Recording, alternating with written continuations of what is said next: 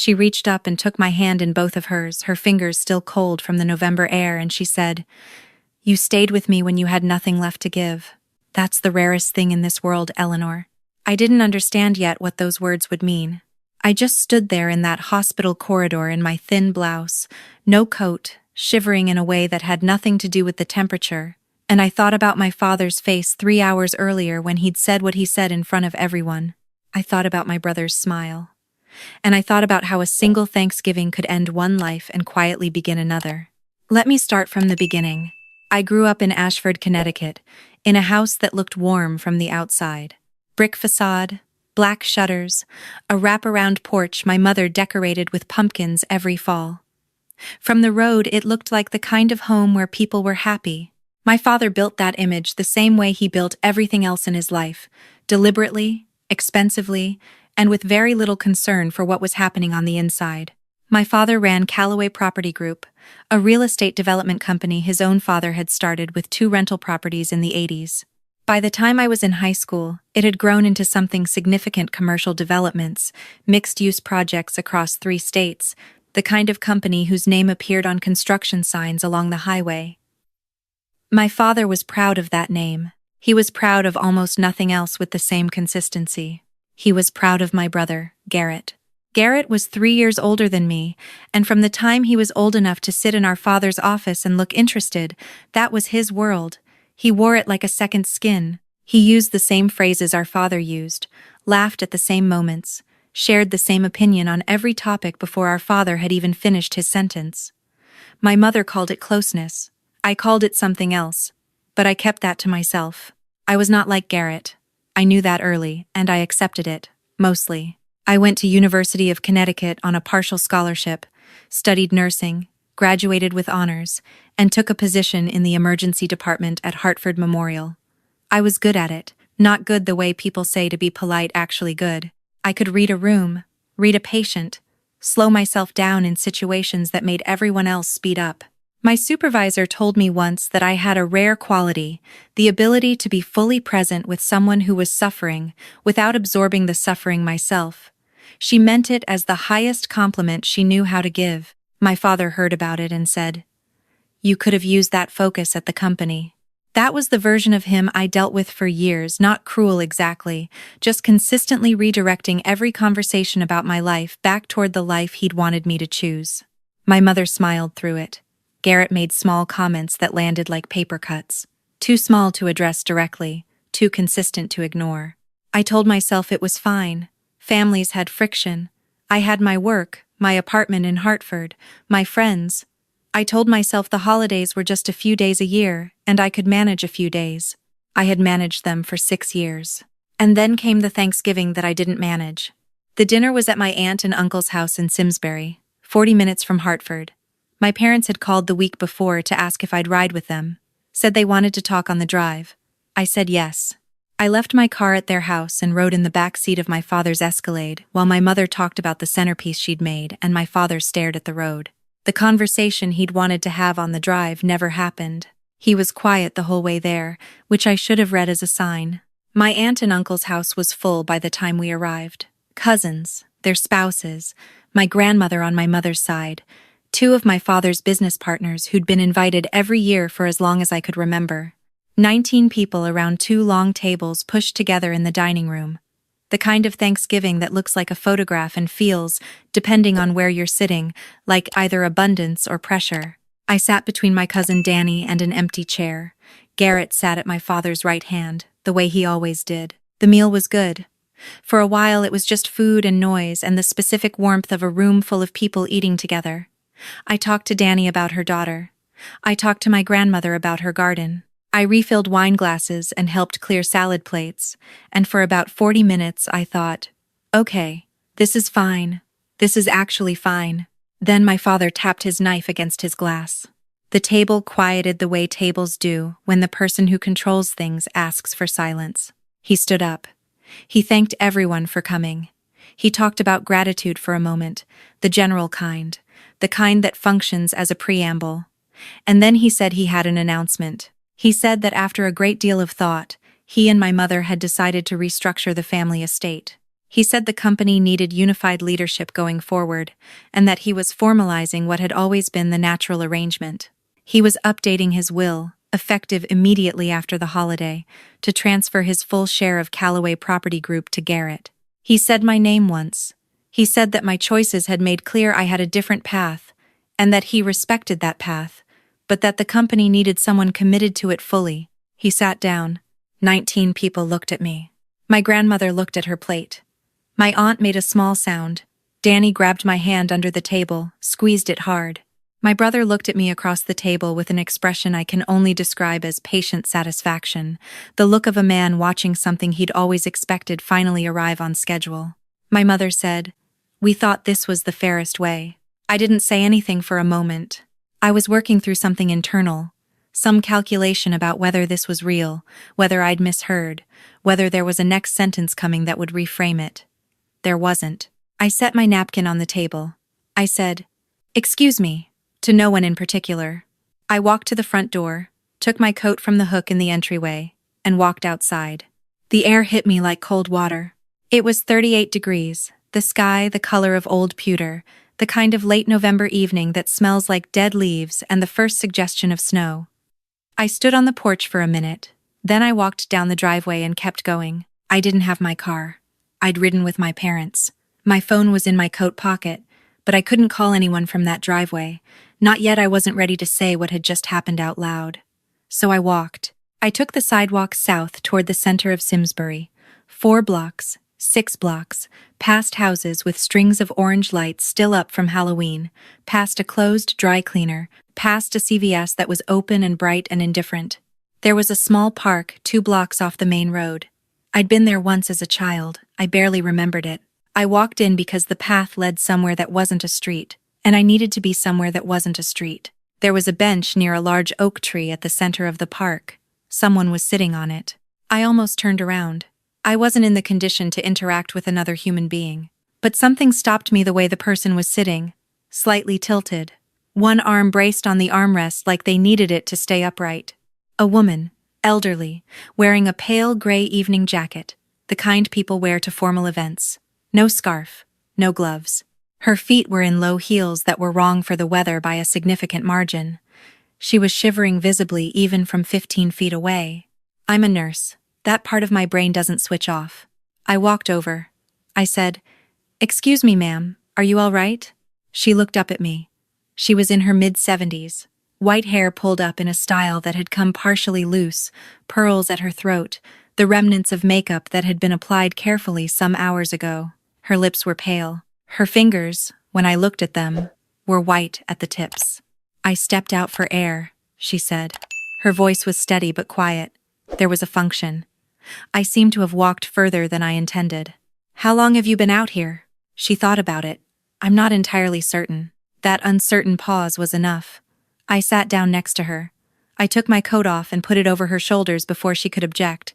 She started to say something and I said, "Please, I'm warm." I wasn't warm, but she was presenting with early signs of hypothermia, and I wasn't going to debate it. I asked her name. She told me it was Ruth. I asked if she had a phone. She opened a small evening bag and found one, but the battery was dead. I used mine to call 911, told them I had an elderly woman showing signs of cold exposure in Simsbury Town Green Park, gave them our location. While we waited, I kept her talking. She told me there had been a charity gala at the Simsbury Inn, 3 blocks east. She'd stepped outside for air after dinner and gotten turned around. She said this with a kind of composed embarrassment, the embarrassment of someone accustomed to being in control of situations.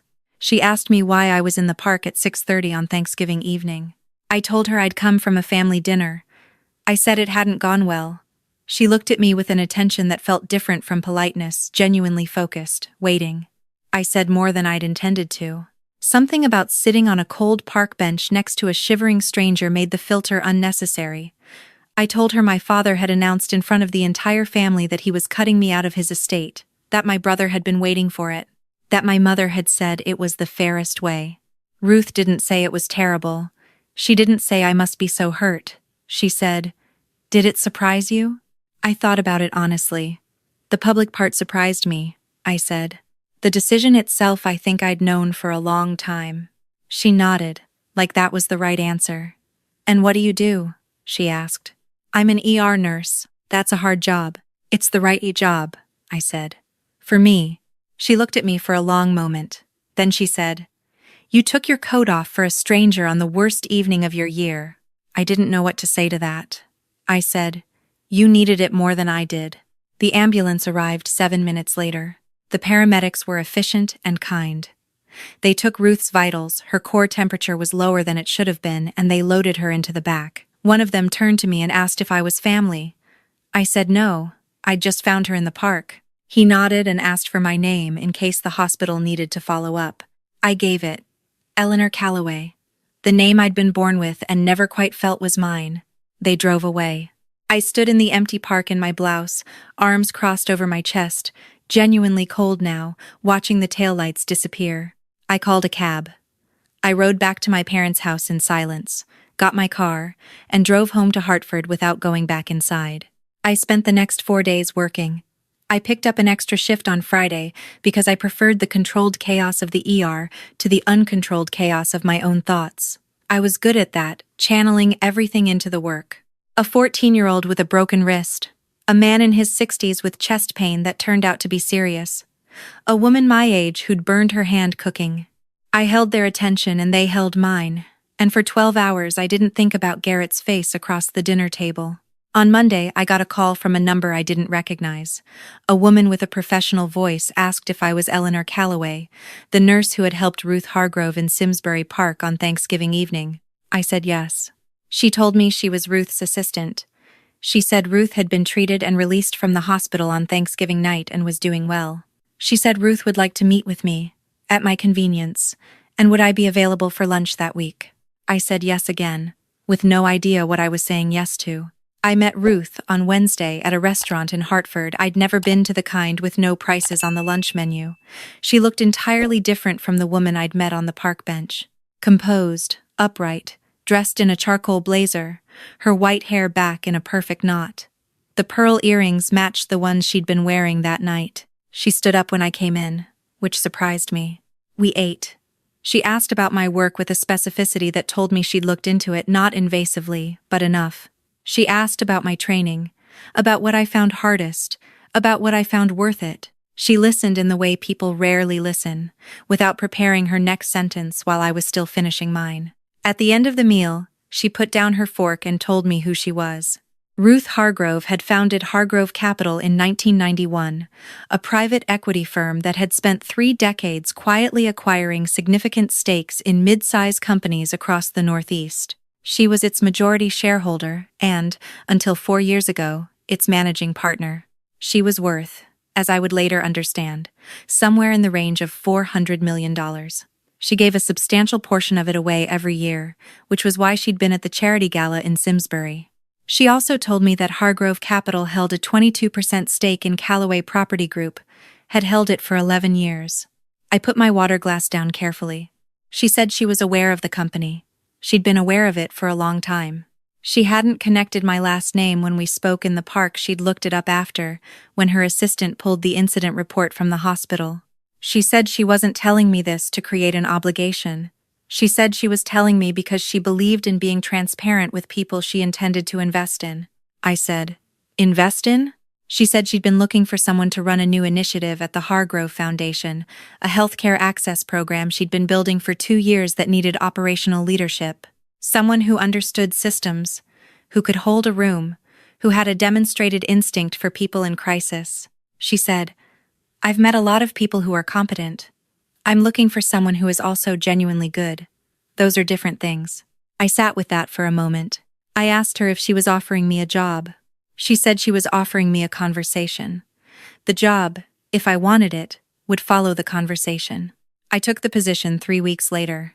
I won't pretend I wasn't afraid. I was leaving the only professional world I'd known, trading a career I'd built from scratch for something I only partially understood. But Ruth was clear about what she wanted, and clear about what she was offering, which was more clarity than I'd had in most of my life. I gave my notice at Hartford Memorial, with a feeling I can only describe as standing at the edge of something very high and deciding to trust the math. The work was harder and better than I'd expected.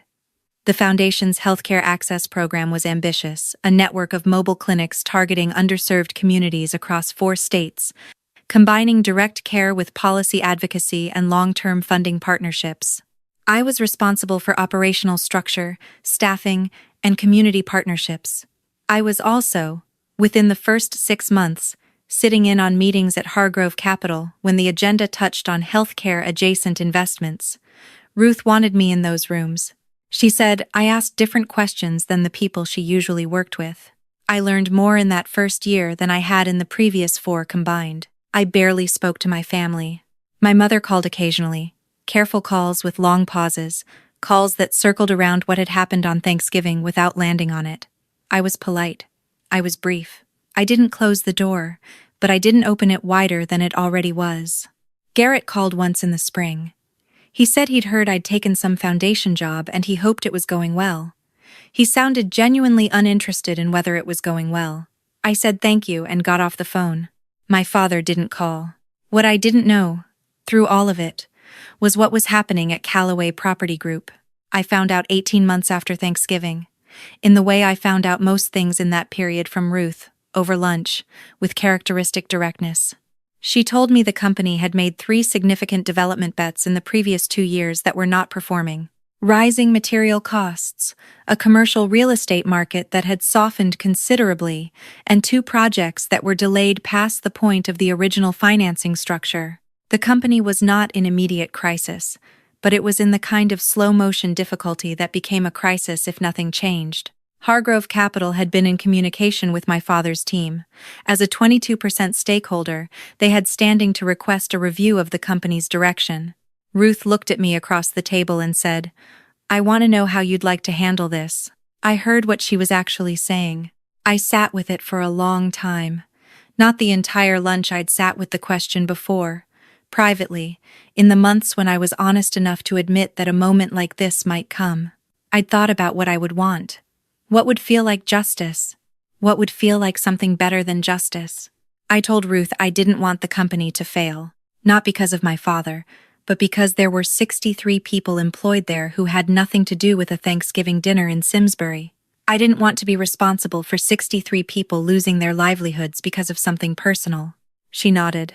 I said I was willing to be involved in a restructuring conversation. As a representative of the Foundation's investment arm, we had begun to make small strategic investments in mission-aligned companies by that point. But I had conditions. Garrett would need to step out of day-to-day leadership. Not permanently, not punitively, he simply wasn't the right person to lead the restructuring. My father would need to accept an advisory role rather than an operational one. And any restructuring plan would need to include genuine community benefit components tied to the company's development work. Not window dressing. Actual structural commitments. Ruth asked if I wanted to be in the room when this was presented. I thought about it. I said yes. The meeting was in February, in a conference room on the 14th floor of a building in downtown Hartford. My father's lawyers, his CFO, 2 representatives from Hargrove Capital, and me. My father walked in and stopped. The expression on his face in that moment is one I will carry for the rest of my life, not with cruelty, but with the particular clarity that comes from a moment that says everything that years of smaller moments never could. It was shock first, then confusion, then something that took longer to settle, something he didn't have a name for quickly enough to hide. I said, "Good morning." I kept my voice even. I was good at even. Garrett, who came in behind him, said nothing at all. We sat down and the meeting began. I was not the lead that was Ruth's team, but I spoke when it was my turn. Clearly and without performance. I outlined the restructuring framework. I outlined the conditions. I looked at my father when I spoke, not to see his reaction, but because looking away would have said something I didn't mean. My father said very little in that meeting. When he did speak, his voice was smaller than I'd ever heard it. Not broken, but reduced. The particular reduction that comes when the map a person has been using their whole life turns out to be drawn for a different territory. At the end, as people were gathering their things, he looked at me and said, "How did this happen?" I said, "I'm good at my work." It wasn't the full answer. The full answer would have included a park bench on Thanksgiving night, and a coat I'd handed to a stranger, and a question someone had asked me about whether I'd been surprised. But the full answer wasn't his to have yet. Maybe not ever. The restructuring took 8 months. It was difficult and detailed, and there were weeks when it seemed like it might collapse. It didn't collapse. 63 people kept their jobs. The 2 delayed projects were renegotiated into viable form. The community benefit commitments were written into the company's operating charter in language specific enough to be enforceable.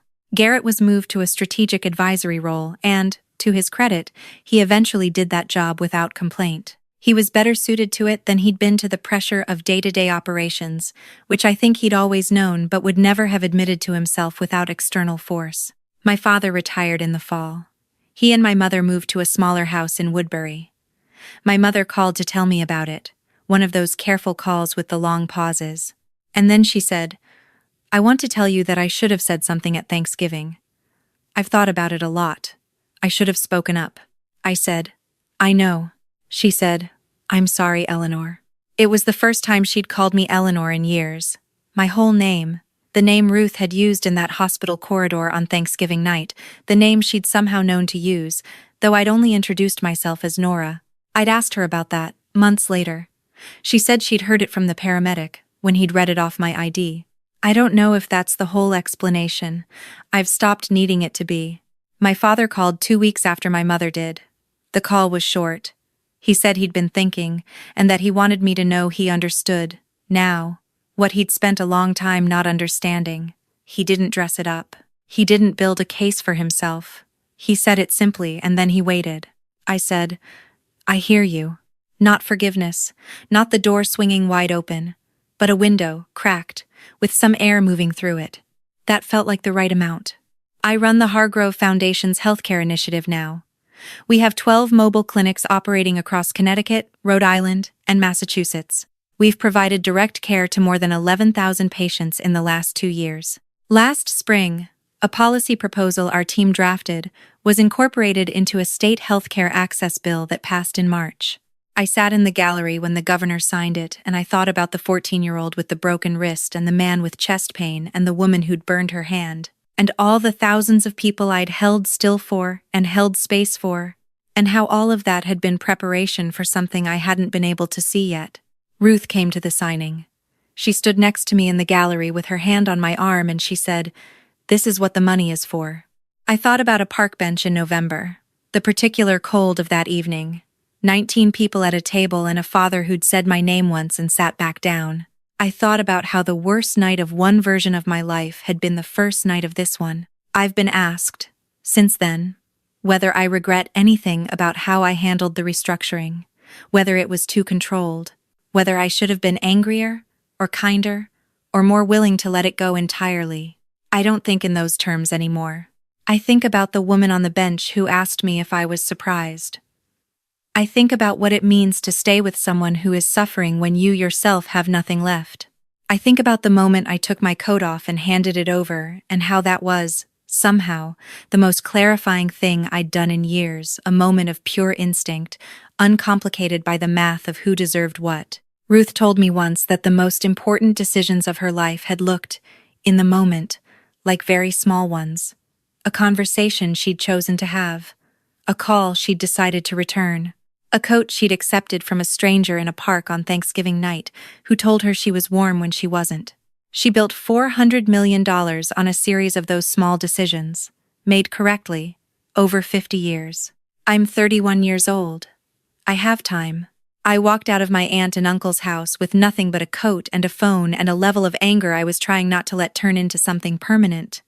What I walked toward, I couldn't have described. But I have learned, in the years since, that the direction matters less than the willingness to keep moving. That kindness given at cost is different from kindness given in comfort. That the people who stay when they have every reason to leave are the ones worth building with. And I have learned that some things that look like endings, in the dark, in the cold, on a park bench in November, are not endings at all. They are just the moment, right before everything changes.